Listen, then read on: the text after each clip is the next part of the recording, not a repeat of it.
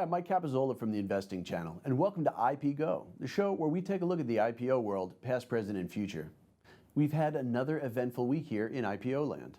You may recall that last week we touched on the London listing of private equity fund manager Bridgepoint, which we said at the time had all the right ingredients to excel. Well, it turns out we were right and then some. Bridgepoint priced its IPO at £3.50 or $4.76, but the stock opened for trading at £4.23 per share, the equivalent of $5.75 in US dollar terms.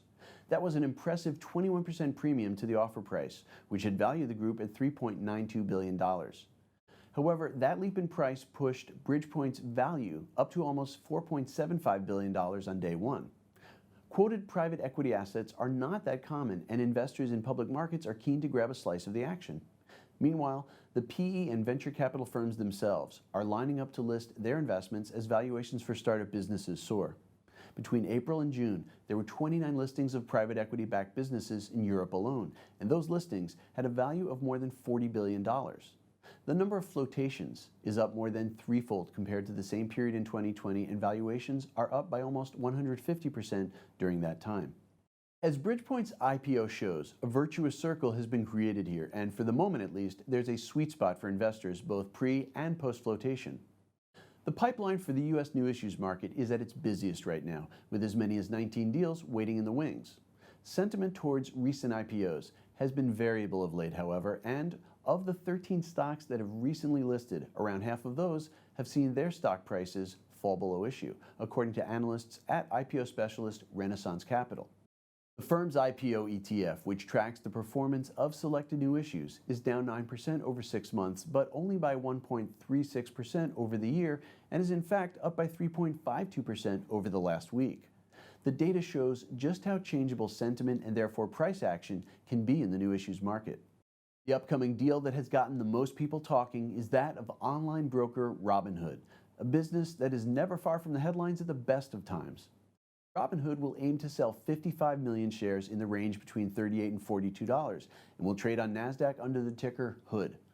At the top end of its price range, the deal would value Robinhood at $35 billion and would raise around $2.3 billion in new cash for the business, making instant billionaires of founders Vlad Tenev and Baiju Bhatt, who are selling 2.6 million shares in the company between them. Robinhood raised money back in September 2020 in a funding round that valued the business at around $11.70 billion, around a third of the prospective valuation at IPO.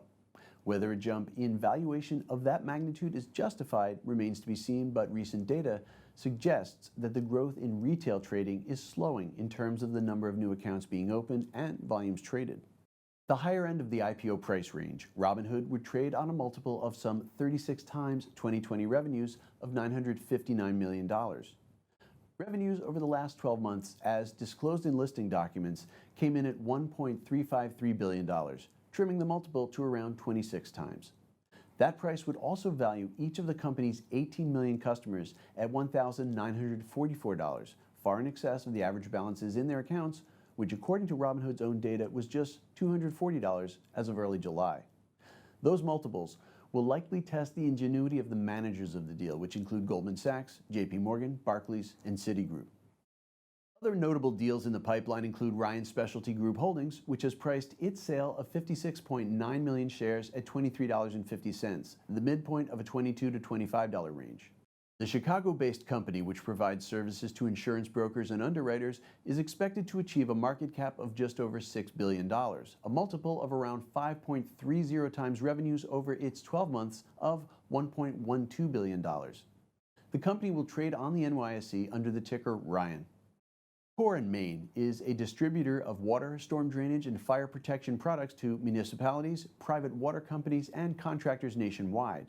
Employing some 3,700 people in 285 branch locations, the group is looking to raise up to $802 million through the sales of 34.90 million shares at a price between $20 and $23. The company had revenues over the last 12 months of $3.85 billion and net income of $72.5 million, and will list on the NYSE with the ticker CNM in a deal managed by Goldman Sachs, Credit Suisse, JP Morgan, and others. That's all we have time for today, but as usual, make sure you do your own due diligence before making any investment decisions.